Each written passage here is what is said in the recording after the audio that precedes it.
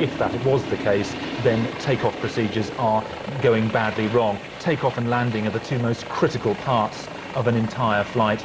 This takeoff tragically ended in disaster. And in terms of the numbers, we know 109, 100 passengers. That's a full flight, isn't it? We also know that British Airways were looking at their own fleet over the last couple of days. They had a meeting today at Farnborough. They've decided not to actually ground their Concordes for the moment, haven't they? That's right. They obviously will be as concerned as anybody to find out what went wrong here, but until they have some kind of results from the preliminary investigation in Paris, they say they're not prepared to ground their fleet. I think many people will remember the story earlier this week of cracks in the rear wing spar of the Concorde aircraft, cracks being found in all of the Concorde, all of the British Airways Concordes. But British Airways were adamant yesterday that there was no concern about safety with these cracks, and certainly at this stage there doesn't appear to be any connection between these microscopic cracks and this enormous tragedy. And just very briefly, it's been such a close collaboration between the British and the French on Concorde. Will we take part in this investigation, even though it's an Air France Concorde? That's not yet clear. The normal procedure would be that we would only take part if it was either a British registered aircraft or an accident in Britain or an accident carrying a lot of British passengers. None of those is the case here, so it may well be that certainly for the moment the British authorities are standing back and allowing the French and the German authorities to take the lead here. OK, Simon Montague, thanks very much. You're watching BBC News 24 with a BBC News special on the crash of the Air France Concorde just outside Paris. And we can get more details on this. I'm joined on the phone by David Ingram. He is an eyewitness. Mr. Ingram, can you just explain to me where you are and what you've been able to see this afternoon? Yeah, well, at the time of the accident, we were actually at the Hilton Hotel on the Charles de Gaulle Airport complex. We had come out of the hotel after saying cheerio to a colleague, heard an aeroplane taking off, and out of interest turned round to look because the Hilton Hotel is just at the side of the runway. And on surprise of turning round, we just saw a load of black smoke with no aircraft. By closer observation of the smoke, we saw a tremendous amount of sheet of flame, and at the front of the flame was an aircraft. Couldn't tell at that time whether it was Concorde, but obviously we could tell there was an aircraft on fire. It proceeded down the runway, and because the road is slightly lower than the runway, we expect it was airborne, but we couldn't actually see it at that time. But as it went away for us, it did get airborne to our eye level. It then disappeared behind one of the buildings. I think it's the Sofitel at the end of the runway. It went out of vision, and tremendous smoke and flames coming out the back. It then seemed to put its nose skyward, as if it was trying to do a very, very sharp turn, stalled and fell from vision. It was then sort of silent for, must have been seconds, and then there was a big plume of smoke coming out where obviously the aircraft had unfortunately crashed. So all of what you're describing to us, how long was that period of time? Was this a couple of minutes that you're talking about? Well, it now seems like a long, long time, but I suppose in time it was no more than 2 to 3 minutes total. And it sounds as if initially you could barely see the aircraft at all. All you could see was this black smoke as you describe it. So would you say that there was smoke and flames from the aircraft from very, very shortly after takeoff? Well, bearing in mind we are level with the runway, I would have said it was on fire actually right at the end of the runway, but it's difficult to say at that time. The Hilton Hotel is very adjacent to one of the main runways there, and the runway goes away from you. The Sofitel Hotel is at the end of that runway, and I suppose that would be 3/4 of a mile from where we were stood. But at the time, you could hear the aircraft, you could see the black smoke, and you could see tremendous flames coming out the back. Well, we're seeing latest pictures now from the scene. An awful lot of smoke, as you say. The emergency services very much in evidence over what appears to be quite a large area. What can you see from where you are now? Well, and we've actually left the area now. We are on the A1 heading towards Calais. So once the aircraft had crashed, we were on the A1, and you could see, as you said, the emergency vehicles all rushing to the scene, and you could see in the distance towards Paris, because we are heading towards Calais, just a plume of smoke going skyward. Dave Ingram, thanks very much for joining us. Well, a few moments ago I was talking to our transport correspondent about the history of Concorde. It is perhaps the most famous instance of Anglo-French business cooperation. Concorde was developed in the late 60s. In 1969, it made its first flight over Toulouse in France. Despite the early promise of supersonic flight, it took a while for Concorde to take off commercially. The first scheduled services were introduced in 1976, with British Airways flying to Bahrain and Air France flying to Rio. Since then, it's become the favoured mode of transport for the rich and for the famous. The 7 British Airways Concordes are on average over 20 years old. They fly approximately 2.5 hours every day.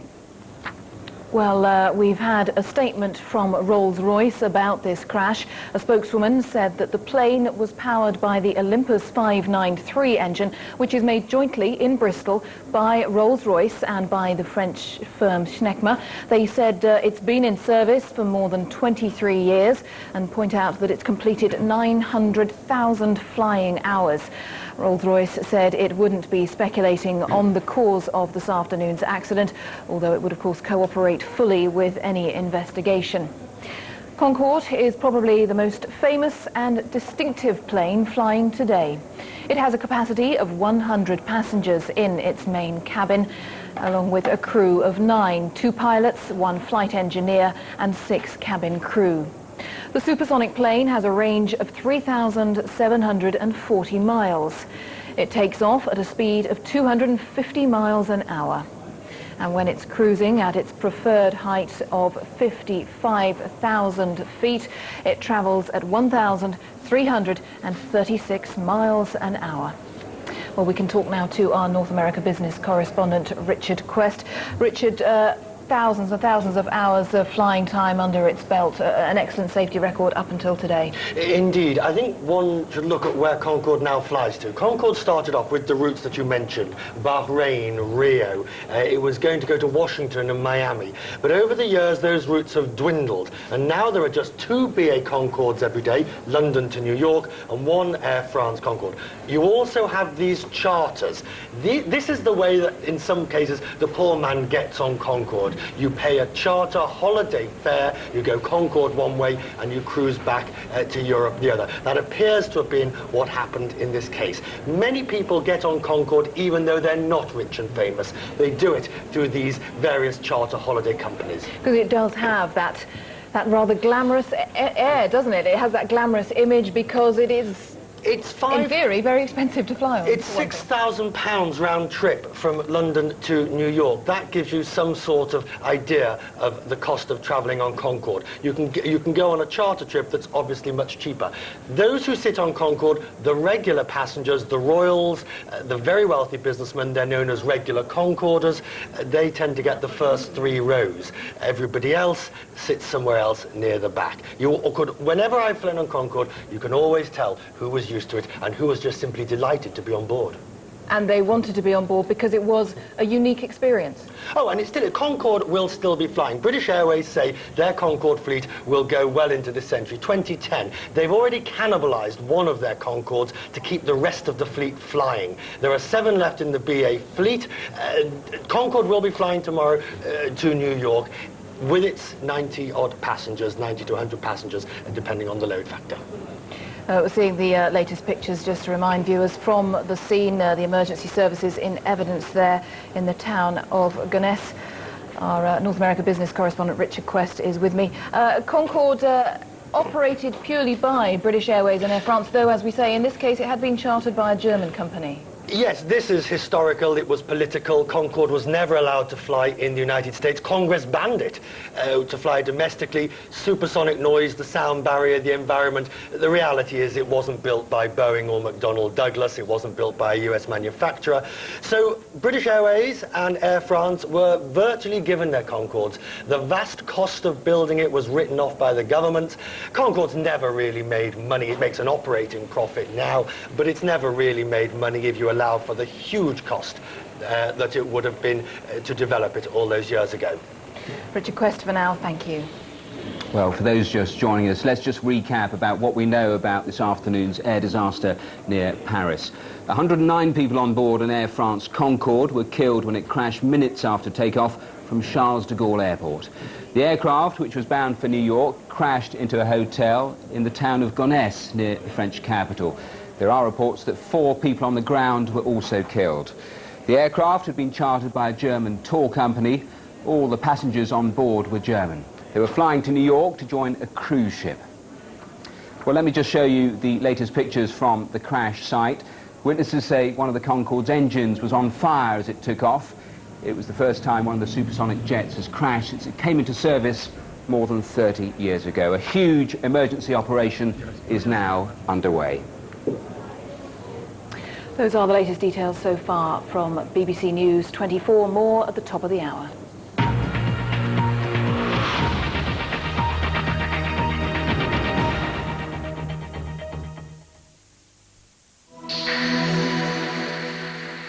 Crime Watch gets results. Since we started 16 years ago, over 2,100 cases are featured on the programme. Each month, detectives in the studio answer well over 1,000 calls offering help.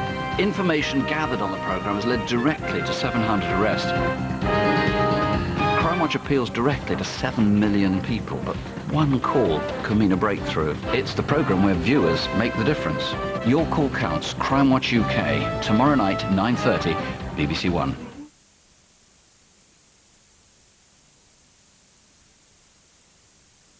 This is BBC One. Now the BBC News with Huw Edwards. It's 6 o'clock. An Air France Concorde has crashed in Paris. Over 100 are dead. The plane crashed into a hotel building just 2 minutes after takeoff. Emergency services are still at the scene just 2 hours after the disaster. It's the first crash involving Concorde in its 30-year history. One other story this evening, the incompetent gynecologist Richard Neal is struck off the register. Today's top story is the top surgeon facing dismissal. A 2-year inquiry into consultant Christopher Ingleby is coming to an end. And beefing up the Millennium Pie wanted the breast of British beef.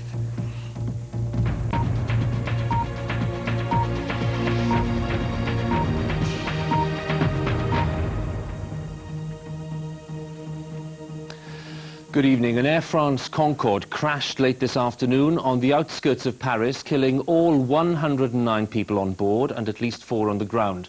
All the passengers were German tourists. The aircraft was just a few minutes into its flight from Paris to... And that new time of 9:40 for Glasgow Kiss is because we've an extended BBC News in just a moment.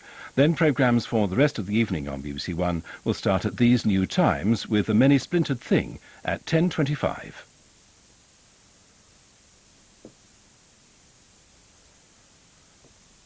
This is BBC One. Now the BBC News with Michael Buerk. An Air France Concorde has crashed near Paris, killing everybody on board. A catastrophic fire in its engines brought it down seconds after takeoff. It was full of German charter passengers. 113 are dead.